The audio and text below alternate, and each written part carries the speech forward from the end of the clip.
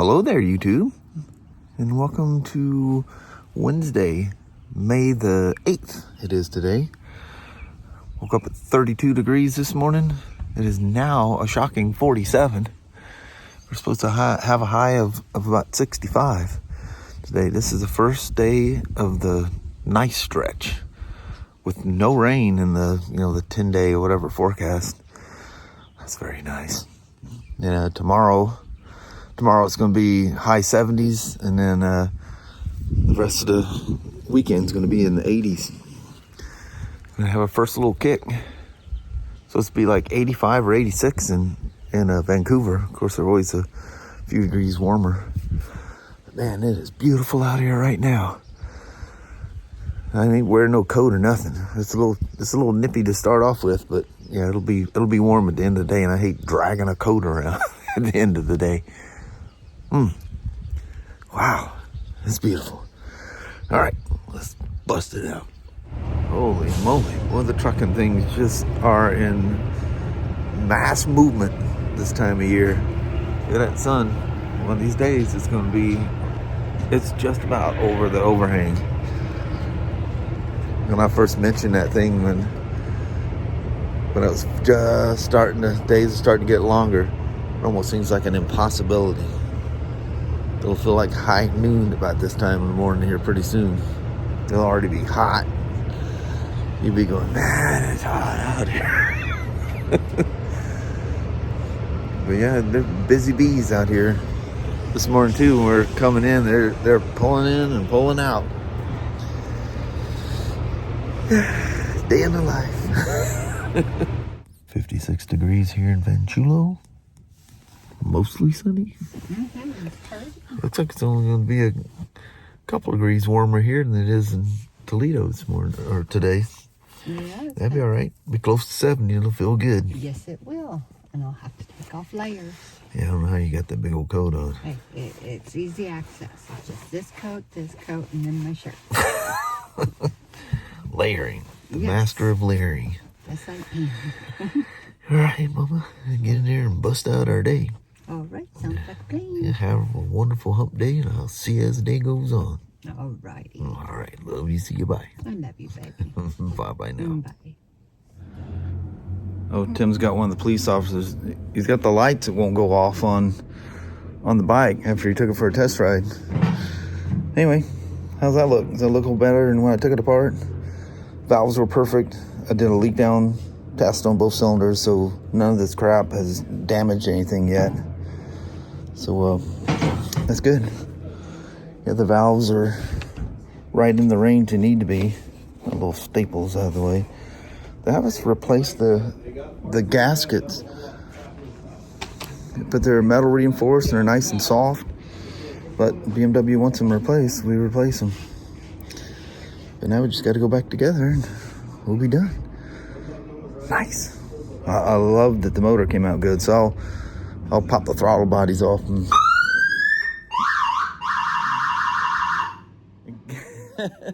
give it a good flush. That doesn't scare you at all. All right, get back to it. Well, she's done. Well, I got that one panel to put on and the nose piece. He's got new tires, but unfortunately, this chain's not going to make it. It's maxed out for adjustment, and it's way too far out of specs. Plus, it's been dry. Whoever the previous owner was just rode this thing. No oil, no nothing. Sprockets, I mean, they're worn enough that you don't want to put a new chain on them. So, everything else, she's good to go. I just need to run it and do the preliminary oil check. I'll put a couple of panels on. It's just that nose piece and this cover here. And that's it. And chain sprockets. Man, it's going to be a nice weekend. This boy's probably itching to take this thing out. Probably got all kinds of things sorted out in his head where he's going to go and go play. I don't know if we have. I doubt we'd have them in stock. Either the BMW stuff, and it's rare. that we put chain and sprockets on these things because people keep them well maintained. And definitely, like I preach to you all the time, and I use it all my stuff at home. Use that BMW chain lube. That stuff works so good. And look, it's not crazy expensive. That's $11 from something from BMW. That's unheard of. Absolutely unheard of. The Rally. That's a huge, I don't know what the volume is of that thing, but it's about 3/4 full. And that is some kind of heavy, taking it off of there. And it's metal too. You know, you don't see it because it's got all the plastic over it. But the GSAs, the 1200, 1250s are too. You only see that one little where your knees go is the only part of the metal you see on the 1200, 1250s. But this one's metal. I don't know if you can see any part of it where it's metal, but no, she's pretty much tucked in there with all the Tupperware back on. But anyway, just thought I'd just give you an update where I was with the GSA Rally with an E. I remember I put the Rally years ago in the description. I had people going, "There's no E at the end of Rally." Oh, well, Germany there is. Yeah, what's the maximum? Yeah, 40 to 50 millimeters is the slack, and he's maxed out. I mean, it literally hits the swing arm. Need to lube his pivot there too, but that's part of the service. That's why we got a check sheet. Go through, and as you're checking, you're going, "Did I do that? Better go check it," because you can catch yourself. You get all riled up going through your service and go through and go, "Whoops, didn't do that. Whoop, didn't do that." And they have an option of pre-checking them before they print it. I said, never check my check sheet. I need to manually check it myself. I see them all checked off, and that's the first step to missing something.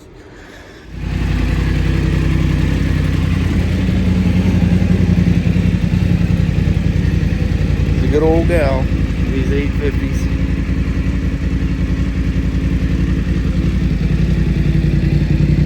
Looks like a stock exhaust, but obviously it's not. It's got different. Looks like it's got different stuff on it, and it is gutted out. It sure seems like a stock muffler. I guess it should have the. I don't see it. The EPA readings on it.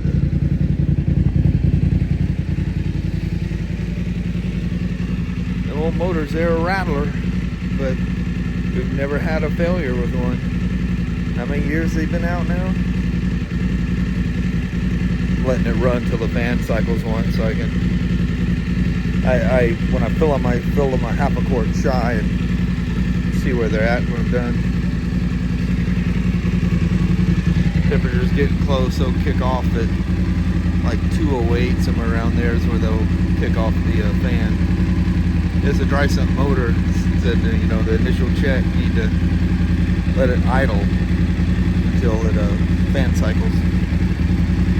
Then when I take it for the ride, which I'm not with that chain, take it for the ride, I come back, let it sit there, put it on the center stand, let it idle for a couple of minutes, let the tank and the sump all balance out, and I'll check the oil again. Make any adjustments at that point.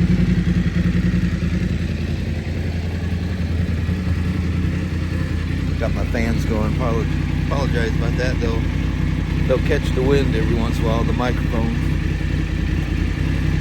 Well, only about a half an hour from getting out of here today. So I decided to come out here and last few minutes of my vlog time anyway, and goof around, play with the truck.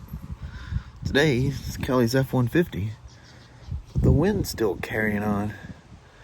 Here's what I do my good morning every day in the corner there beside the old chicken coop thing there. Are you humming? Why are you humming? But oh, it's in second gear too. I must have been hauling mail last time I rode it. Maybe we thought I'd take this thing out here and go for it. Oh, that's how you can get it higher range there. I accidentally pushed the button. But yeah, that 850, I already talked about that at work. Unfortunately, he's going to need chain and sprockets for that thing. That's a bummer. And we didn't have the BMW stuff on hand. We've literally never had to replace chain and sprockets on one yet. And them things have been out, I don't know how long. I mean, like my old DR 650, I think I put, I don't know how many thousands of miles on it. That thing had a lot of miles on it. And I needed a chain. It was from the previous owner that had it, and I didn't take care of it, so it needed a chain. And we were out of one, and I bought a cheap one. It was I forget what it was, Western Power Supply. It was just a budget, like, bulk chain type thing. And I must have put, I don't know how many thousands of miles, crazy amount of miles on it. I don't go through chains. You keep them adjusted, keep them lubed with a good lube. My lube that I used back then was Maxima Clear, I think they called it. I still have cans of it in there. It's always worked good. It sticks, it doesn't cling off or sling off. Doesn't make a mess. Doesn't collect dust. That's very important, that it doesn't become a collector of stuff that ends up destroying things there. But yeah, my DR650, I don't know what I got for miles on that thing. I don't know, 3,500, somewhere around there. I've adjusted the chain once since I've had it. One time. And it's not like I baby it all the time. But hey, just got to keep them the correct adjustment and correctly lubed. A chain will go forever. Everybody goes, well, I can't deal with a chain. Too much maintenance and I have to worry about it. Dude, you just hit it with chain loop every once in a while. It's not hard to do. It's not like there's some kind of magic science to it. Look how deep that grass is. That thing's just getting swallowed up in it. This is gonna be a bad cut. But yeah. Anyway, that bike is, I think it's just shy of 15,000 on it. That chain should look brand new. It's crazy how infrequent I have to adjust the chains on, S1000s, whether it's the RRR, XR, the old 700, 800s, the new 750, 850s, which are now 800, 900s again. But, or that's their new sizing. There was never a Rotax 900. But, yeah, anyway, it's no big deal. Just do the right thing. Maintenance is it's the simplest thing, and it just, in the long run, it saves you so much money. And you don't have to worry about them on a trip. It's crazy, the bikes that, will pass us going down the freeway, and you hear that hissing dry chain, and you can literally see rust in it. And the ones that, whoa, that was like a last second save there. She was heading over. Oh, I didn't mean to turn the bar lights, up top there on. Huh? Must have been in that mode. Whatever mode it was. Like, last time I played with this is when I brought the K10 and this out. I was goofing around after I got the light kit and swapped it over. Oh, I just noticed something. I didn't notice that you could see the wire. Yeah, you can see the wires coming through. Get in here with a black magic marker or something. That blue kind of sticks out. It's a pretty simple setup. And I was determined. What are you doing, Sashi? Shishi? You getting yourself wrapped around that daggum pole. Every once in a while she knows how to get out of it. But every once in a while she'll lose her mind and get tangled up. Alright, it's just so kind of a busy day today, and it wasn't the work on the 850. That's pretty straightforward. I have not done valves. I think I've done them on the 700s. The 850 GSA is way, I mean, bodywork wise, way more to it. I got that thumb wheel. I need this. There we are. I don't have as much a left turn with my thumbs. Yeah, it's bottomed out and it was too far.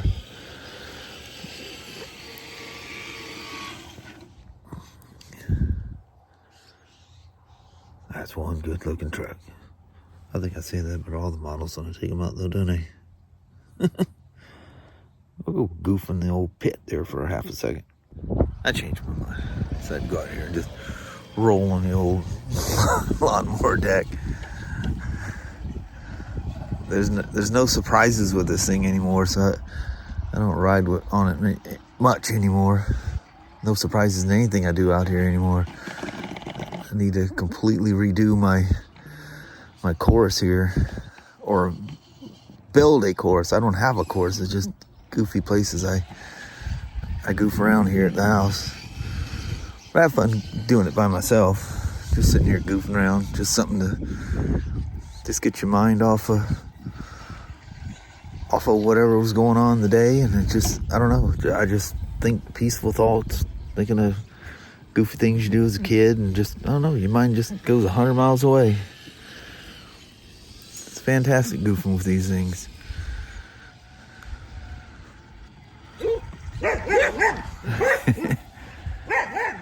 We'll go over a steeper edge of this thing, go through some rough stuff. Always worry about poking a tire or something.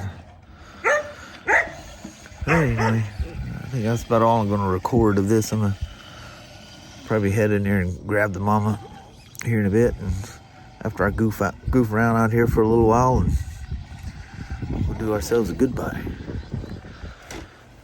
In the wind. I thought the wind was dying down and it came back. Anyway.